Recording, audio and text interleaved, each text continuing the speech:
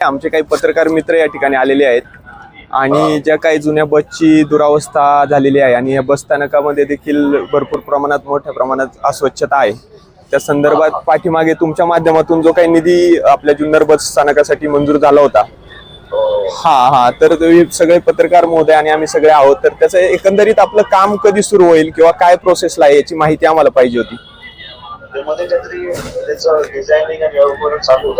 हो हो हो हो. आणि नंतर अजितदादांनी पण काहीतरी सांगितलं का त्यात वाढ करायची. ओके.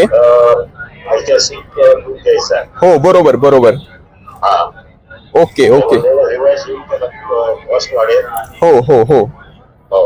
चालेल. 10-12 कोटी होती ती कदाचित जुन्या स्टाईल किल्ला पद्धतीने जर करायचं झालं तर 20-25 कोटी जवळ जाणार आहे. बरोबर बरोबर साहेब.